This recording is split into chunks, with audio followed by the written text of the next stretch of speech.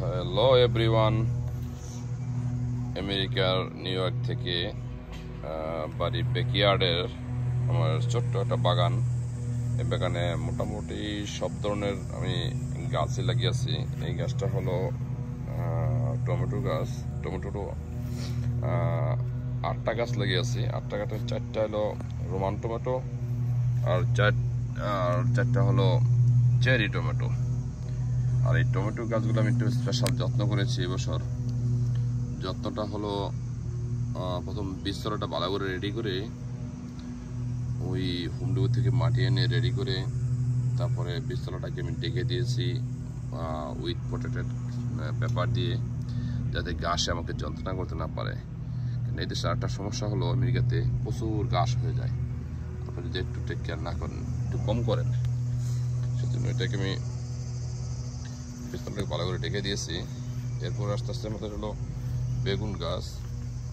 বেগুন গাছ আমি 3টা লাগিয়েছি, এখনো ছোট ছোট ছোট ফুল আসতেছে। ওটা আমি ডেকে দিয়েছি বীজতলাটা। আর এরপরে এখানে আছে আমাদের মিষ্টি কুমড়া গাছ। আমাদের এই 2-3 বছরের বাগানের মিষ্টি কুমড়া গাছ সবচেয়ে ভালো ফলন হয়। আমি গত বছরের আগের বছর লাগিয়েছিলাম একটা আপেল গাছ। আপনারা দেখেছিলেন একটা আপেল হয়েছিল গত বছর। এই বছর মোটামুটি বেশ ভালো আপেল হয়েছে। এখন পোকায় খুব যন্ত্রণা করে, দেখা যাক কি হয়।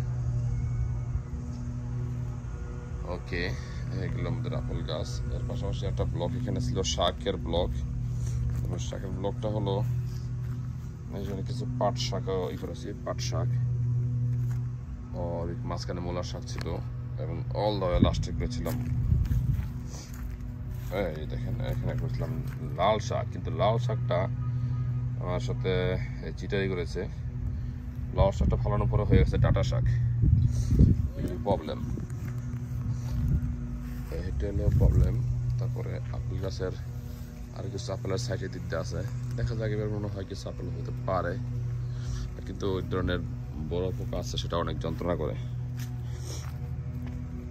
এটা হলো আমার এই পাটটা দেখালাম। একটা মাঝখানে করেছি এই বছর আমি শাকের প্রজেক্ট ডাটা। দেখেন ডাটা গাছগুলো বেশ বড় হয়ে গেছে, এখন খাওয়ার মতো হয়েছে ডাটা। তো ডাটা শাক কিছু খেয়েছিলাম, এখনো ডাটা গাছগুলো খাওয়ার মতো পরিস্থিতি হয়ে গেছে। আর মাঝখানে আবার আমি শাক পালিয়েছি, ডাটা শাক এগুলো এটা। তো আর কিছু গাছ আমি টপে লাগিয়েছি, যেমন এই গাছটা হলো গ্রিন পেপার। এই গ্রিন পেপার লাগিয়েছি টপে। আর এখানে থেকে পাওয়া যাচ্ছিল এটা কি, এটা হলো উস্তে আর সিম। এটা টপে লাগিয়েছি, টপে নেট দিয়ে দিয়েছি, চলে যাচ্ছে। এই দেখেন আমাদের লাউ গাছে ফুল এসে গেছে। লাউয়ের সেকেন্ড যে কাটিং করে দিয়েছি। এই দেখেন এটা টপে দিয়েছি, লাউ টপে থেকে যাচ্ছে, এখানে যাচ্ছে। আরটা দেখেন ভালোটা সিম গাছ হয়েছে এখানে।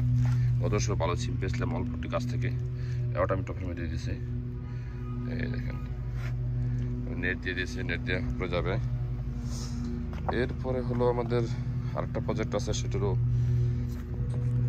এই দেখেন এগুলো জুকিনি প্রজেক্টও সেই একই রকম বিস্তলা রেডি করে আমি উইথ পেপার দিয়ে ডেকে দিয়েছি। দেখেন একটা জুকিনি হয়েছে এখানে, একটা না, ওই পাশে আরেকটা হয়েছে,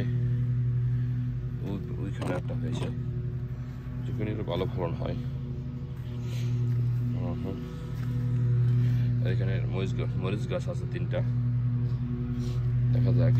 এরপরে হলো বাগানের শেষের দিকে আমি করেছি লাউয়ের আরেকটা প্রজেক্ট। এই দেখেন এখানে টায়ার দিয়া করে দিয়ে লাউ গাছটা দিয়ে দিয়েছি, টালা উঠে। এটা টুজি কাটিং করে দিয়েছি, এই জন্য টুজি কাটিং করে দিয়েছে। এখন প্রথম থেকে এই যে সেকেন্ড জেনারেশন থেকে আমাদের লাউ আসারটা সময় এসে গেছে, আসতেছে। এই হলো আমার আজকের বাগানের এই অবস্থান। তবে আশা করি সবাই ভালো থাকেন। বাগানে আশা করি ভালো একটা ফলন হবে। অল্প বাগান, বাট পরিচর্যাটা একটু ডিফারেন্ট করেছি, সবচেয়ে ভালো বছর হয়েছে, সবগুলো ভালো হচ্ছে। এই দেখেন, ওকে বাই। চ্যানেলটাকে দেখেন, ব্যাকইয়ার্ডের বাগান, ইউএসএতে, আমেরিকাতে বাগান, বাড়ির পিছনে বাগান, অল্প সময় কাজের পাশাপাশি। কারণ আপনি 5 দিন কাজ করলেন, 2 দিন একটু সময় দিয়ে এই সুন্দর একটা বাগান করা যায়। 2 দিন লাগে না, আপনি যে 1 দিন সময় দেন তাতেই বাগান হয়ে যাবে, সুন্দর বাগান। সো আশা করি সবাই ভালো থাকেন, আমার চ্যানেলটাকে একটু সাবস্ক্রাইব করেন। Okay bye.